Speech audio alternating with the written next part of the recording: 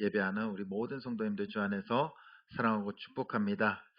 오늘이 무슨 날인지 아십니까? 주일날. 네, 당연히 주일날이고요. 우리나라에서는 작년에 좀 비극이 있었죠. 10월 29일 할로윈 축제로 인해서 이태원에서 수백 명이 압사당하는 그 비극적인 사건이 있었습니다. 하지만 오늘은요, 교회력으로 하면요, 종교 개혁주일입니다. 종교 개혁주일. 어, 1517년에 마틴 루터에 의해서 종교 개혁이 시작되었습니다. 그 배경을 보면은 10월 31일, 1517년 10월 31일에 그 마틴 루터가 비텐베르크 대학교 부속 교회당 정문에다가 95개조 논제라는 그런 게시물을 올리게 됩니다. 붙이게 되죠. 대자보를 붙이게 돼요. 그 대자보 내용은 이제 돈을 받고 죄를 면제해 줄 수 있는가, 면제부에 대한 것과 또한 이제 교회의 부당한 처사를 비판하는 그 대자보를 붙이게 됩니다.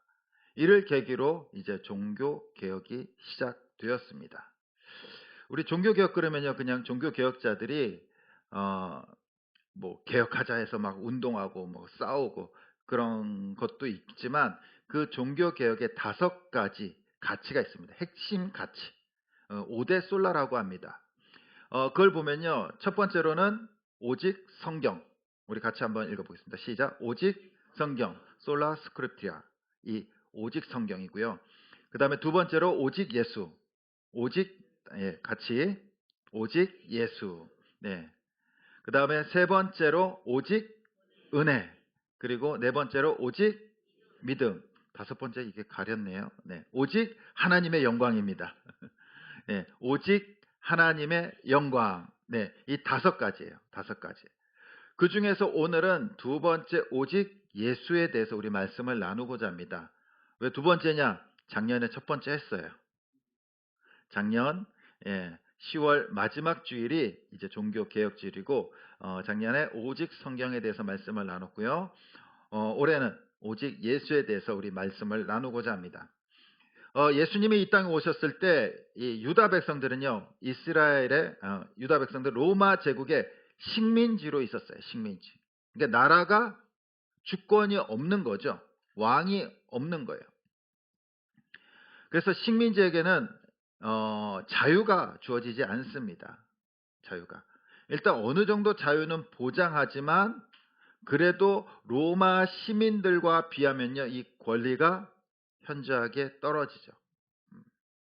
그래서 이 식민지 백성들은요, 뭐 살아가는 걸 어려움이 없더라도 항상 무엇을 꿈꿉니까? 해방을 꿈꿔요. 이게 자기 나라가 아니거든요. 자기 나라가. 어느 정도 뭐 장사도 하고 일도 하고 뭐 예배도 드릴 수 있지만 중요한 것은 우리나라가 있어야 되잖아요. 또 우리 왕이 있어야 되고 또 우리 이 영토가 있어야 되잖아요.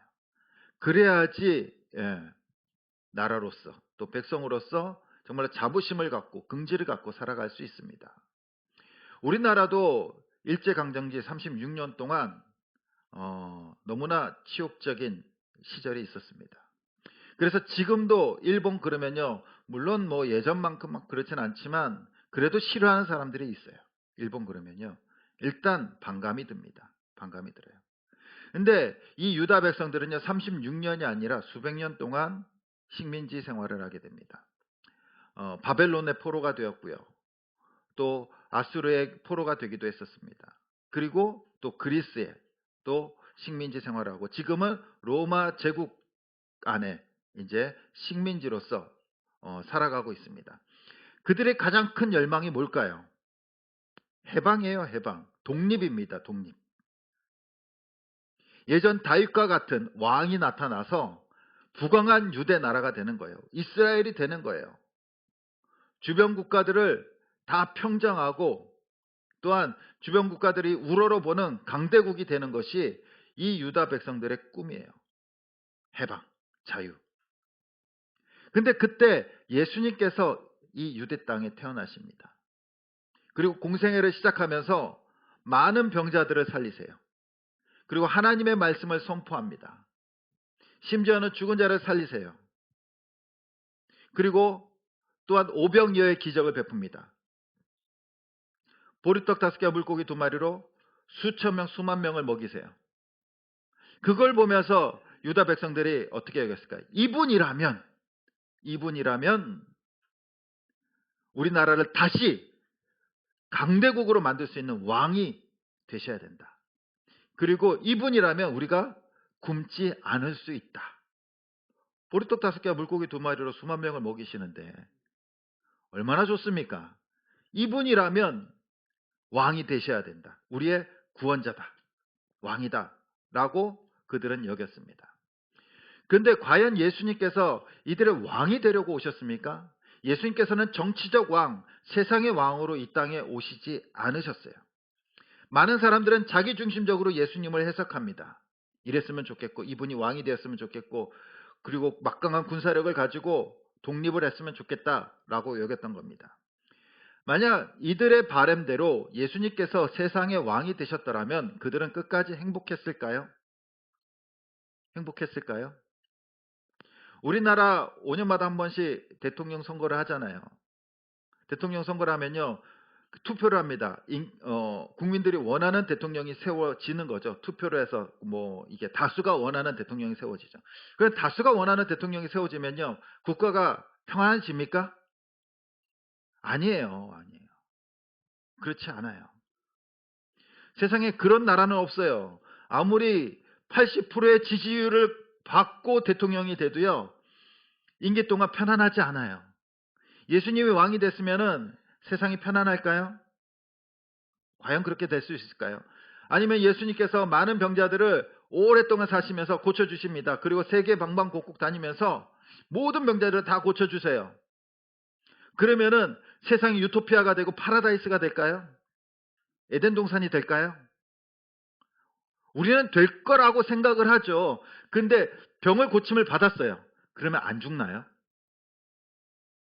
병 고침을 받고 안 죽나요? 죽어요. 그냥 죽습니다. 똑같다는 겁니다. 예수님께서는 이 땅에 세상의 왕으로 오시지 않으셨어요. 예수님께서 인간의 궁극적인 그 죽음, 영혼의 죽음을 구원하기 위해서 이 땅에 오신 줄 믿습니다. 그러나 사람들은요, 자기의 생각대로 예수님을 해석을 해요. 나에게 필요하신 분, 나를 도와주실 분, 나를 채워주실 분. 그러나 예수님께서는 인간의 그 세상적인 필요를 채워주기 위해서 이 땅에 오신 것이 아니라 궁극적인 필요, 근본적인 필요, 그 죽음의 문제, 영혼의 문제를 해결하기 위해서 이 땅에 오신 줄 믿습니다. 오늘 말씀에 보면요, 어느 날 제자들과 함께 가이사라 빌립보 지방을 가십니다. 이 가이사라 빌립보 지방의 이름은요, 가이사라는요, 로마 황제 이름이 가이사라 그래요. 가이사. 그리고 빌립보는 빌립, 유대의 분봉왕이 빌립입니다. 이 유대 분봉왕이 이곳에 이 왕이 된 거예요. 분봉왕이 된 거예요. 다스리는 조그만 왕이 된 겁니다. 왕이 16살의 왕이 돼요. 어린 나이에 왕이 되니까 힘이 있을까요? 없을까요? 힘이 없어요. 힘이 없어. 불안한 겁니다. 불안하니까 한 가지 생각을 하는데 그건 뭐냐면요, 로마 왕 가이사에게 잘 보이는 거죠. 힘을 얻는 거죠. 지지를 얻는 거예요. 그러기 위해서 이 빌립이 어떤 일을 하냐면요, 이 가이사라 빌립보 이 지역을 왕에게, 가이사에게 바쳐요. 바치면서 이름을 가이사라 빌립보로 바꿔버려요. 그래서 왕의 도시라는 거예요. 왕의 도시. 그래서 여기에는 왕을 숭배합니다. 로마 제국의 황제를 숭배하고요. 또 숭배하는 것들이 있는데 바알과 이 판신, 저 보이는 그리스의 판신을 숭배해요. 그래서 로마 황제도 숭배하고 바알도 숭배하고 그리스 신 판이라는 신을 숭배해요. 그래서 그 다음 사진 보시면요, 저것이 그 판신을 숭배했던 제단이 있는 곳이에요. 제단터. 그 다음 사진 보면은 제단터가 저렇게 있습니다. 그러니까 이 가이사라 빌립보 지방은 어떤 도시입니까? 우상 숭배 도시예요. 굉장히 물도 많고 기름진 땅이에요. 풍부한 땅이에요. 그런데 거기에 우상을 너무나 많이 숭배합니다. 우상 숭배의 도시. 어느 날 예수님께서 제자들과 그 가이사랴 빌립보 지방을 가세요. 그러면서 거기서 물어보십니다. 제자들에게 이렇게 물어봅니다. 사람들이 나를 누구라 하느냐? 나를 누구라 하느냐? 그때 제자들이 이렇게 대답합니다. 더러는 세례 요한, 더러는 엘리야, 어떤 이는 예레미야, 선지자 중에 하나라 하나이다. 그러니까 엘리야, 그 다음에 세례 요한, 예레미야 또는 선지자 중에 하나다라고 사람들이 그렇게 얘기합니다라고 답변을 합니다. 유대인들 속에는요, 약간의 그 환생이라는 것을 은연중에 갖고 있었어요. 환생. 그래서 이 엘리야 선지자가 하늘로 승천하고 나서 엘리사가 그 사역을 이어받게 됩니다. 근데 사람들은 그렇게 생각을 하는 거예요. 엘리사를 이 분리된 사람이 아니라 엘리야의 환생으로 봐요. 환생으로. 똑같은 사역이고 똑같은 능력을 나타내는 겁니다. 그래서 이 세례 요한이 죽고 나서 예수님께서 이제 활동을 하시게 되니까 사람들은 예수님을 누구로 봤냐면요, 세례 요한의 환생으로 봤어요. 그래서 세례 요한으로 말하는 사람들이 있었다는 겁니다. 그리고 특별히 구약의 말라기 4장 5절에 보면요, 이렇게 말씀하십니다. 보라, 여호와의 크고 어두운 날에 이르기 전에 내가 선지자 엘리야를 너희에게 보내리니. 그래서 이 말씀의 근거에서 유대인들은 예수님께서 엘리야다, 하나님께서 보내신 엘리야다라고 말합니다. 그래서 엘리야, 더러는 세례 요한, 그리고 마지막으로 누가 있습니까? 예레미야가 있어요. 예레미야는 이제 어떻게 여겼냐면요, 불사의 선지자로 여깁니다. 불사란 건 뭡니까? 죽지 않는 선지자. 워낙 능력이 뛰어나고 하나님의 사람이다 보니까 죽지 않는 선지자로 여겨요. 불사의 선지자. 그래서 예수님이 예레미야로 왔다라고 여겼습니다. 그래서 사람들이 예수님을 이렇게 여기는 겁니다. 더러는 세례 요한, 더러는 엘리야, 또 어떤 이는 예레미야, 그리고 선지자 중에 하나다라고 말합니다 라고 고백합니다. 그때 예수님께서 제자들에게 다시 물으십니다. 그러면 너희는 나를 누구라 하느냐? 누구라 하느냐? 그때 성질 급한 베드로가 툭 튀어나와서 이렇게 고백합니다. 우리 같이 한번 읽어보겠습니다. 17절 말씀입니다. 16절 말씀입니다. 시작. 주는 그리스도시요 살아계신 하나님의 아들이십니다. 아멘. 시몬 베드로가 이렇게 고백하는 겁니다. 예수님은 나의 주인 되시며 그리스도십니다. 그리고 살아계신 하나님의 아들이십니다. 라고 고백을 하는 겁니다. 이 고백이요, 예수님 마음에 너무나 쏙 든 거예요. 예수님이 너무나 그 100% 정답을 이야기한 겁니다. 너무나 기쁜 겁니다. 이 그리스도라는 것은요, 메시아, 구원자라는 뜻이에요. 그래서 주님만이 우리의 구원자시고 메시아 되시고요. 그리고 살아계신 하나님의 아들 되십니다라는 것은요, 바로 참된 하나님 되십니다라고 고백을 하는 겁니다. 고백을 하는 거예요. 너무나 이 고백이 마음에 드는 겁니다. 예를 들면요, 우리 주변의 모든 사람들의 가족들이 예수님을 믿지 않아요. 다 불교 믿고 절에 다니고 막 이상한 종교를 갖고 뭐 제사를 지내고 그러는 겁니다. 근데 나 혼자 이제 신앙생활을 하는 거예요. 얼마나 외롭습니까? 얼마나 힘듭니까? 근데 그 가운데서 고백을 하는 거예요. 예수님만이 구원자야. 예수님을 믿어야 돼. 예수님은 참된 하나님 되시고 참된 신이야. 예수님만이 우리를 구원하실 수 있어. 생명이시야. 라고 고백을 하는 겁니다. 바로 이 베드로의 고백이 그렇다는 거예요. 수많은 우상 도시에서 수많은 제사를 드리고 우상을 숭배하는 도시 속에서 베드로는 예수님만이 구원자 되시고 예수님만이 하나님 되심을 고백하는 겁니다. 이것이 예수님의 마음에 너무나 쏙 든 거예요. 쏙 든 거예요. 우리도 세상 가운데 그렇게 고백하면 하나님께서 기뻐하지 않으실까요? 우리가 숨기는 것이 아니라 예수님을 믿는 것을 숨기는 것이 아니라 날마다 예수님만이 우리의 생명 되시고 구원자 되심을 고백할 때 그것이 하나님의 기쁨이 되는 줄 믿습니다. 그때 예수님께서는요, 베드로를 극찬하세요. 17절 말씀입니다. 우리 같이 한번 읽어보겠습니다. 시작. 예수께서 대답하여 이르시되 내가 복이 있도다. 이를 내게 한 이는 벼룩이 아니요 하늘에 계신 내 아버지시니라. 아멘. 네가 그렇게 고백했지만 그건 인간이 고백할 수 있는 것이 아니야. 사람이 고백할 수 있는 것이 아니야 라고 말씀하시는 겁니다. 누가 그 고백을 알려주셨다고요? 하나님께서 알려주신 거야. 하나님께서 너의 입을 통해서 알게 하시고 고백하신 거야. 인간이 할 수 있는 고백이 아니야. 그리고 나서 예수님께서는요, 이 베드로에게 복을 주십니다. 뭐라고 말씀하시냐면요, 18절, 19절 말씀입니다. 우리 같이 한번 읽어보겠습니다. 시작. 너희가 이 반석 위에 내 교회를 세우리니 음부의 권세가 이기지 못하리라. 19절입니다.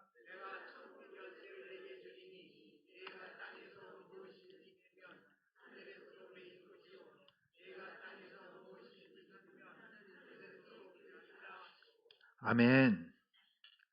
예수님께서 너무 기쁘셨어요. 그리고 극찬을 하십니다. 칭찬을 하세요. 너는 베드로라. 내가 이 반석 위에 내 교회를 세우리니 음부의 권세가 이기지 못하리라. 예수님께서 베드로를 칭찬하신 이 말씀이요, 나중에 이 카톨릭과 개신교에 나누는 결정적인 요인이 됩니다. 요인이 돼요. 현재도 그렇지만 이 카톨릭의 수장이 누구입니까? 교황이죠, 교황. 교황은 절대 이 종교적 권력을 갖고 있습니다. 모든 권력과 힘과 교회 지도력이 교황에게 있어요. 하나님께서 교황을 세우셨기 때문에 그의 권위는 하나님의 권위예요. 그래서 그의 권위로 성경을 해석합니다. 교황의 권위로 성경을 해석해요. 교황의 권위로. 그리고 교황은 하나님께서 세우신 그 사람이기 때문에 무오하고 오류가 없다라고 믿어집니다. 그리고 이 말씀을 근거로 이 카톨릭은 뭉쳐요. 그리고 19절에 보면 18절에 보면 너는 베드로라. 내가 이 반석 위에 교회를 세우리니.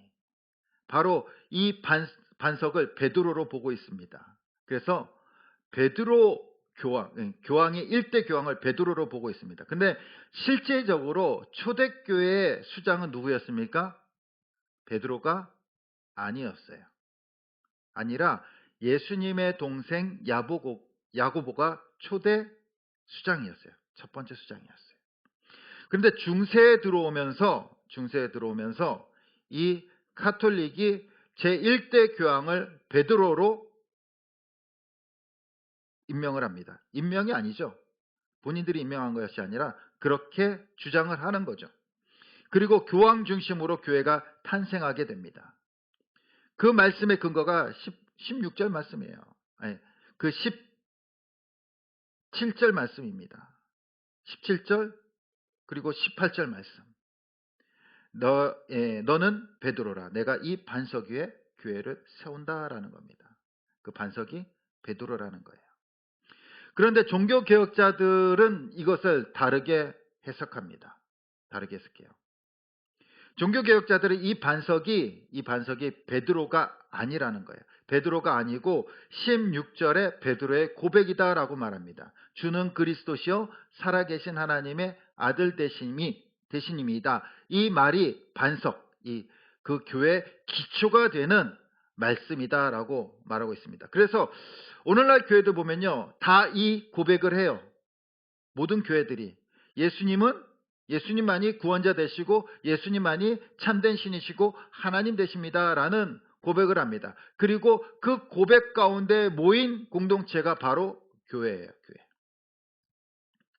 우리가 이 말씀을 좀 더 보기 위해서는요, 이 베드로라라는 이 원어를 보면요, 베드로는 페트로스라고 쓰입니다. 페트로스. 이 헬라어에는요, 남성 명사, 여성 명사, 중성 명사가 있어요. 중성 명사. 근데 이 페트로스, 베드로라는 말은요, 이 반석이라는 뜻인 동시에 남성 명사예요. 남성 명사. 그런데 예수님께서 그 위에 반석이다라고 쓰십니다. 그 반석은요, 이 페트로스가 아니라 페트라라는 단어예요. 이것은 여성 명사예요. 여성 명사. 분명히 예수님께서 베드로와 그 반석을 구별해서 쓰고 계세요. 구분해서 쓰고 계신다는 겁니다. 만약 예수님께서 그 베드로 위에 교회를 세우고 베드로에게 절대 권력을 주셨다라면은 페트라가 아니라 뭐라고 써야 될까요? 페트로스. 남성 명사. 그 베드로를 직접적으로 지칭을 하셔야 되죠. 그러나 직접적으로 지칭하지 않고 페트라라는 단어를 쓰십니다. 그래서 초대 종교개혁자들은 이 근거로, 이 원어적인 근거를 통해서 이 반석이 베드로가 아니라 베드로의 신앙 고백이다라고 주장을 하는 겁니다. 그래서 초대 교황은 베드로가 아니다. 베드로가. 같은 반석이라는 뜻이지만 남성과 여성을 구별해서 예수님께서 쓰십니다. 그리고 말씀해 보면요, 예수님께서 베드로를 칭찬하시지만 뭐 때문에 칭찬하십니까? 그의 고백이죠. 고백. 그 고백이 중심이죠. 베드로 인간 자체를 칭찬하시는 것이 아니라 고백을 칭찬하시는 거죠. 그리고 그 고백을 누가 주신 겁니까? 하나님께서 주셨다는 거예요. 하나님께서. 그래서 교회의 근본은 베드로가 아니라 바로 이 신앙 고백에 있는 줄 믿습니다. 그리고 또한 고린도전서 10장 4절에 이렇게 말합니다. 우리 같이 한번 읽어보겠습니다. 시작. 다 같은 신령한 음료를 마셨으니 이는 그들을 따르는 신령한 반석으로부터 마셨음에 그 반석은 곧 그리스도시라. 아멘. 반석이 뭐라고요? 베드로가 아니라 그리스도라고 지칭하고 있어요. 분명하게. 그래서 이 종교개혁자들은요, 오직 예수 그리스도를 통해서 교회가 세워지고, 오직 예수 그리스도를 통해서 구원받고, 오직 예수 그리스도만이 메시아고, 오직 예수 그리스도만이 참된 하나님의 아들 되시고 신 되심을 선포하고 믿고 종교개혁을 시작하는 겁니다. 오직 예수. 모든 인간은 죄인입니다. 하나님 앞에 죄인이에요. 하나님 앞에. 하나님을 떠났고, 하나님을 떠나 생각하고, 하나님을 떠나 생활하고, 그것 자체가 죄라는 거예요. 그것 자체. 하나님을 떠나서 살아가기 때문에 인간의 악한 욕심과 악한 마음들이 나타나서 죄를 짓는 거예요. 죄를. 도둑질하고 살인하고 미워하고 시기하고 질투하고 욕하고, 하나님을 떠났기 때문에. 죄인은요, 스스로 구원할 수 없습니다. 스스로 용서할 수 없어요. 제가 만약 도둑질을 했어요. 도둑질을 하고 내 스스로에게 용서를 하는 겁니다. 그래, 너는 잘못을 뉘우치고 있으니까 죄가 없어. 그럼 용서가 되나요? 안 돼요, 안 돼. 죄라는 것은 뭡니까? 그 합당한 대가를 지불해야 되는 거예요. 지불해야 되는 거예요. 벌을 받아야 되는 겁니다. 그런데 성경에는 모든 사람이 죄인이라는 거예요. 그렇기 때문에 모든 사람은요, 어떤 존재입니까? 하나님으로부터 저주받고 벌을 받고 죄값을 지불해야 되는 존재들이에요. 지불해야 되는 존재들. 스스로 난 죄 없다라고 말할 수 없다라는 겁니다. 그 죄의 값이 뭡니까? 죄의 삭은 사망이요. 죽음이라는 겁니다. 그래서 모든 사람이 다 죽어요. 죽어. 그러나 하나님께서는 우리를 사랑하세요. 인간을 사랑하십니다. 하나님의 형상으로 만드셨고 하나님의 생명으로 만드셨어요. 그렇기 때문에 그 사랑하는 인간들을 다시 살리기 위해서 그 죄의 값을 누구에게 짊어지게 하십니까? 예수 그리스도에게. 그 죄의 값이 뭡니까? 죽음.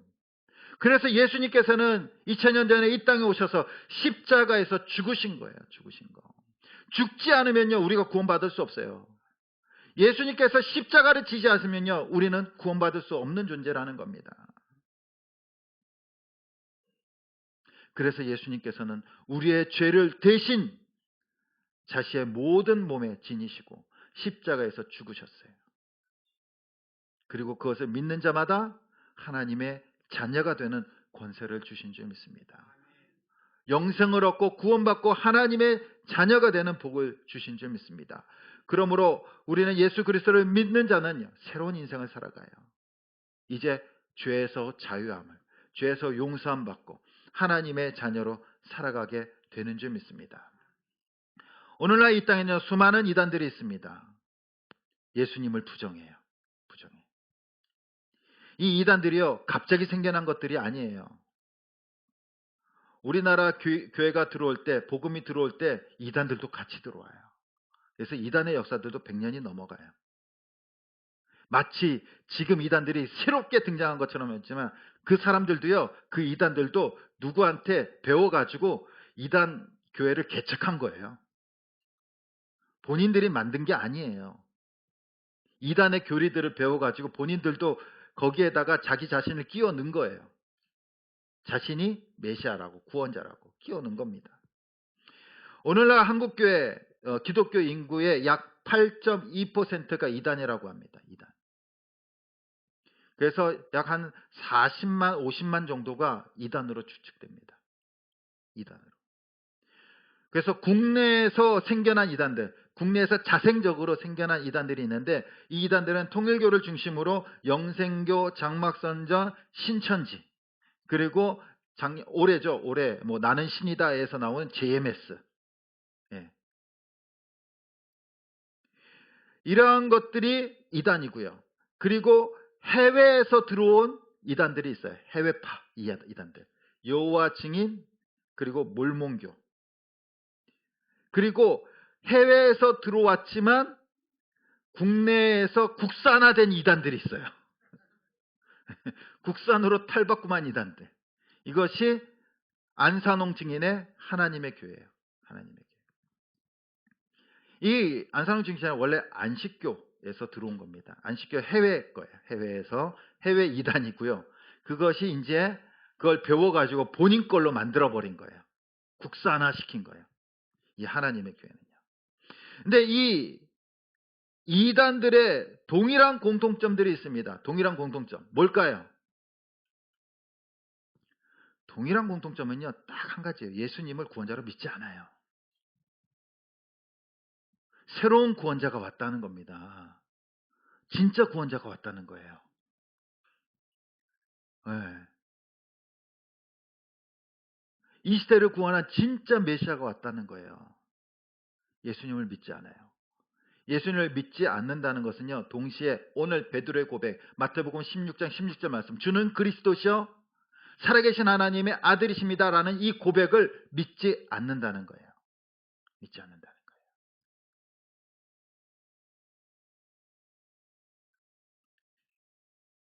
2000년 전에 이 땅에 오셔서 십자가에서 죽으시고 부활하신 그 예수님을 믿지 않는 것이에요. 그리고 그 예수님의 자리를 빼버리고요. 거기에다가 자기 자신을 끼워 넣는 거예요. 자기 자신을. 그것이 이단이에요. 이단. 그렇기 때문에 이단과 그 다음에 정통 교회의 차이점은 어디에 있습니까? 이 고백에 있어요. 고백에. 베드로의 고백. 주는 그리스도시요 살아계신 하나님의 아들이십니다.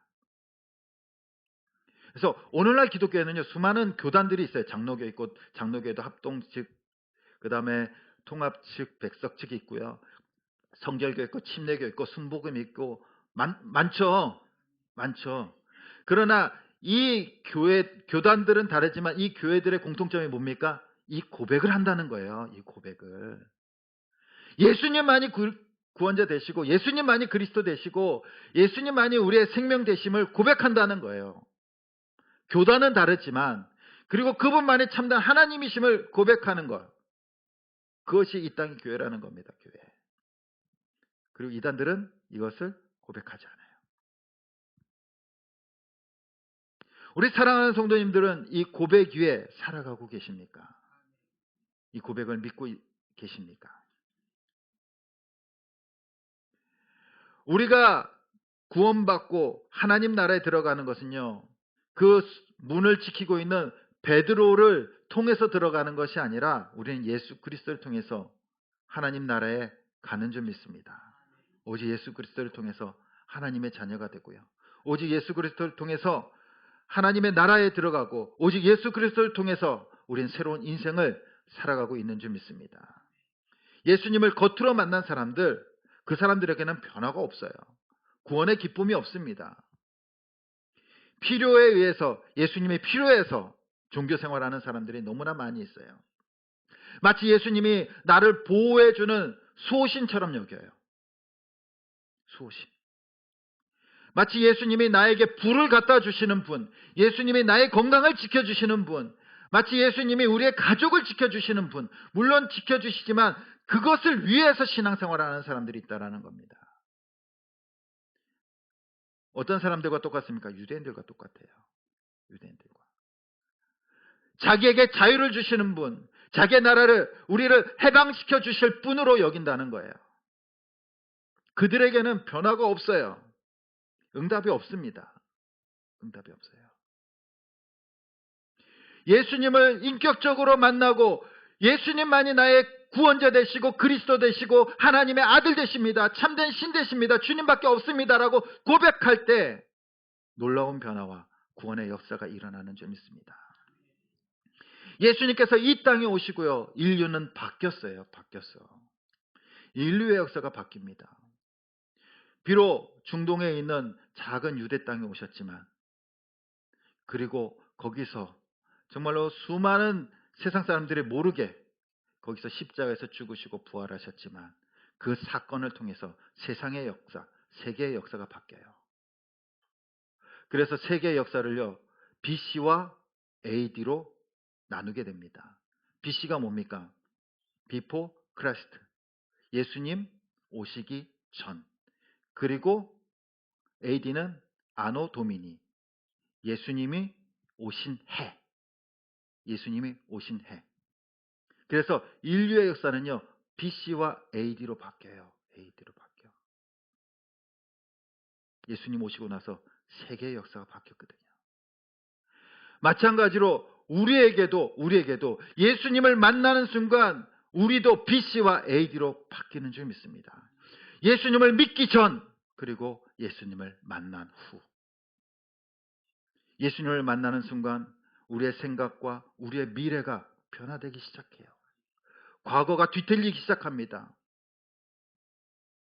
이제 예수님 만나기 전 우리의 모습은 다 죽고 예수님 만난 후 새로운 역사가 시작되는 거예요. 그것은 어떨 때 일어납니까? 예수님을 만날 때. 그리고 예수님은 주님만이 나의 구원자 되시고 하나님의 아들 되심을 고백하는 그 순간 우리의 새로운 삶의 역사가 시작되는 줄 믿습니다. 옛날 무소유를 외쳤던 성철 스님이라는 분이 있습니다. 뭐 옛날 분들은 한 번쯤은 들어봤을 거예요. 예. 불교계에서 큰 스님이라고 그러죠. 큰 스님. 그래서 이분이 한 말 중에 유명한 말이 있습니다. 산은 산이요, 물은 물이라. 물이요. 예. 무슨 말인지는 저는 아직까지도 모르겠어요. 그러나 사람들에게 큰 깨달음을 줬대요. 존경받는 분이었어요. 근데 살아있을 때 이 성철 스님을 만나려면요, 사람들이 3,000배를 해야 된대요. 3,000배를 하고 이제 불상 앞에 3,000번 절을 하고 그 성철 스님을 만날 수 있대요. 얼마나 만나기 힘듭니까? 아유, 무릎이 그냥, 우리 권사님들은 못 만나요. 무릎 아파서. 다 무릎 수술하셨는. 예. 그러나 주님은 어떻게 만납니까? 우리가 3,000배를 하건 3,000시간을 기도해서 주님을 만나는 것이 아니라 주님께서 이 땅에 오셨고요. 우리에게 먼저 오셨고 우리를 만나 주셨어요. 인간이 주님 앞에 나간 것이 아니라 주님께서 죽어가는 영혼들, 죄인들을 만나러 이 땅에 오셨고요. 우리를 찾아오셨어요. 그리고 만나 주셨어요. 그 예수 그리스도, 예수님만이 우리의 구원자 되시고 하나님의 아들이 되심을 고백하는 순간 우리의 인생은 새롭게 변화되는 줄 믿습니다. 썩어지고 죄악 가운데 암울하고 희망 없이 살아간 그 과거는 사라지고 주님께서 주시는 새로운 희망과 새로운 기쁨과 새로운 은혜의 삶을 시작되는 줄 믿습니다.